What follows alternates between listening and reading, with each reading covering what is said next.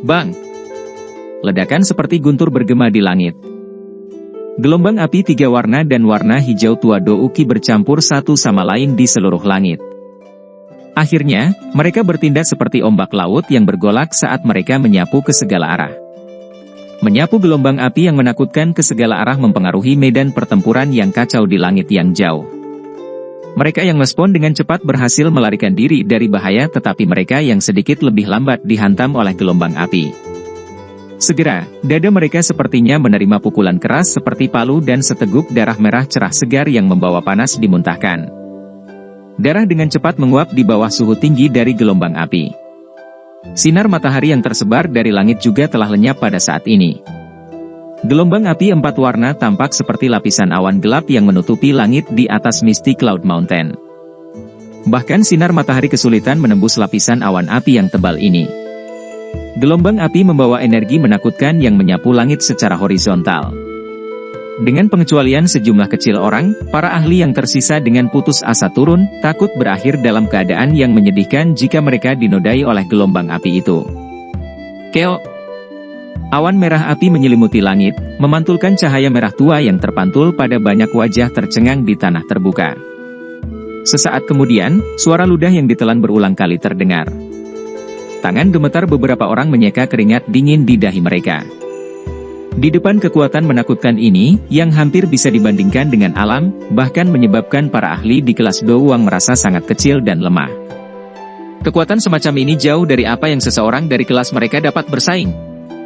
Hai Bodong dan yang lainnya bergegas turun dari langit dan mendarat di atas pohon tinggi. Penampilan mereka agak menyedihkan. Gelombang api energi menakutkan yang menyapu beberapa saat yang lalu telah membuat mereka lengah. Namun, beruntung kekuatan mereka yang sebenarnya cukup besar. Karenanya, mereka tidak menerima banyak luka serius meski terlihat menyedihkan. Apa kamu baik-baik saja? Semua orang mengungkapkan diri mereka, saling memandang sebelum membuka mulut untuk memeriksa orang lain.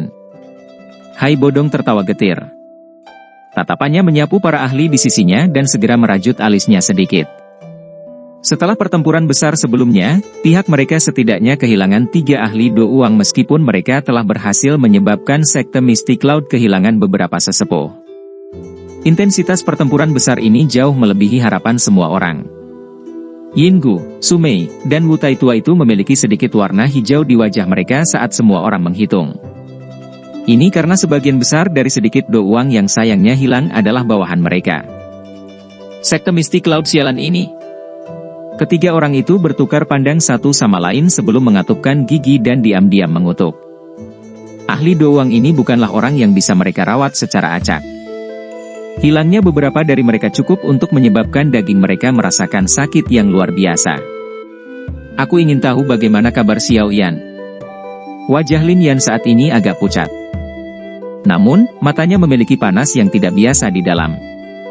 Dari kelihatannya, pertarungan mereka kali ini mungkin sangat brutal tapi itu sesuai dengan seleranya. Berdasarkan sudut pandangnya, seseorang harus menjalani kehidupan yang penuh dengan stimulasi. Perasaan hemat dari akademi jauh dari mampu memuaskan hati kecanduan pertempurannya. Lin Xiuya dan Liu Qing di sampingnya menggelengkan kepala saat mendengar ini. Wajah keduanya juga tidak terlalu bagus. Masing-masing memiliki beberapa luka di tubuh mereka tetapi ini tidak dianggap terlalu serius. Aku tidak tahu, tapi orang ini benar-benar menyembunyikan banyak kekuatan. Meskipun saya sudah sangat memikirkannya, saya tetap tidak menyangka dia bisa bertarung dengan seorang elit Douzong. Harus diketahui, bahwa kekuatan orang ini hanya berada di puncak kelas Douang. Jika masalah di sini harus dikirim kembali ke Akademi Dalam, kemungkinan bahkan penatua pertama Suqian akan sangat terkejut. Kata-kata Lin Xiuya dan Liu Qing mengandung perasaan tidak berdaya. Tampaknya kesulitan mereka melebihi Xiao yang telah tumbuh dengan jumlah yang tidak terbatas. Saya tidak tahu apakah dia mati atau hidup dalam gelombang api itu. Orang ini bahkan tidak dapat melarikan diri dari beberapa keterampilan Dou yang dia gunakan. Mata seperti permata Zian melihat ke arah awan api tebal yang menutupi langit. Dia mengatupkan giginya. Meskipun dia berbicara dengan cara ini, masih ada kekhawatiran di wajah kecilnya. Lin Yan dan yang lainnya mengangkat kepala. Tatapan mereka melihat ke lapisan awan tebal yang secara samar-samar mengungkapkan 3 pancaran warna yang berbeda. Mereka sedikit mengernyit dan merasa agak tidak nyaman di dalam hati mereka. Lawan yang dihadapi orang ini adalah elit sejati Douzong. Selama waktu Hai Bodong dan yang lainnya berkumpul bersama, sesepuh dari sekte Mystic Cloud juga muncul di panggung pernikahan di lapangan terbuka. Mereka saling memandang penampilan menyedihkan satu sama lain dan wajah mereka menjadi jauh lebih buruk ketika mereka menemukan bahwa mereka kehilangan seperempat dari orang yang hadir sebelum pertarungan. Yun Yun, yang berada di sekitar panggung pernikahan, merasakan hatinya tenggelam dengan hebat ketika dia melihat berkurangnya jumlah sesepuh sekte Mystic Cloud yang muncul. Sungguh tidak terduga bahwa kerugian sekte Mystic Cloud akan menjadi separah ini. Selain itu, tidak ada yang tahu apakah Yun Shan masih hidup di dalam awan api di langit. Meskipun semua orang tahu kekuatan besar dari seorang elit Douzong, semua orang dengan jelas merasakan energi menakutkan seperti apa yang terkandung dalam 3 teratai api berwarna yang telah dilepaskan Xiao Yan. Oleh karena itu, meskipun mereka sangat jelas tentang kekuatan Yun Shan, mereka masih dipenuhi ketidakpastian. Semua sesepuh menunjukkan wajah yang sama tidak pasti saat mereka mengangkat kepala dan melihat ke langit. Sesaat kemudian, mereka bertukar pandang satu sama lain dan tanpa sadar menatap Yun Yun di bawah. Meskipun Yun Yun telah dicopot dari posisinya sebagai pemimpin sekte selama beberapa tahun ini, dia masih seseorang yang telah menjadi pemimpin sekte untuk waktu yang lama. Oleh karena itu, reputasi Yun Yun dalam sekte Mystic Cloud setidaknya bisa menjadi yang kedua meskipun tidak sebanding dengan Yun Shan. Sekarang tidak pasti apakah Yun Shan hidup atau mati, sesepuh ini secara alami menganggap Yun Yun sebagai orang yang bertanggung jawab. Yun Yun tidak peduli dengan tatapan semua sesepuh. Dia jelas tahu situasi berbahaya seperti apa yang dihadapi sekte Mystic Cloud saat ini. Tidak berlebihan untuk mengatakan bahwa itu adalah situasi bertahan hidup atau mati. Bang! Sementara semua orang telah mengarahkan pandangan mereka ke awan api dengan ketebalan yang tidak diketahui di langit, bagian dari awan api tiba-tiba mulai berfluktuasi secara intens. 2 sosok manusia segera bergegas maju dengan satu di depan dan satu lagi di belakang. Kedua sosok manusia, yang tiba-tiba muncul, secara alami menarik semua mata yang hadir saat mereka melakukannya. Namun, setelah semua orang melihat dengan jelas, mereka menyadari bahwa keduanya bukanlah Xiao Yan dan Yun Shan tetapi Pelindung Wu dan Yao Lao. Tubuh kedua orang itu turun cukup banyak setelah dipaksa keluar dari awan api sebelum mereka menstabilkan tubuh mereka. Pada saat ini, penampilan kedua orang ini sangat berbeda dari sebelumnya. Kabut hitam aneh yang menutupi tubuh Pelindung Yun telah benar-benar tersebar pada saat ini. Dadanya naik dan turun dengan intens dan suara terengah-engah yang berat berulang kali terdengar.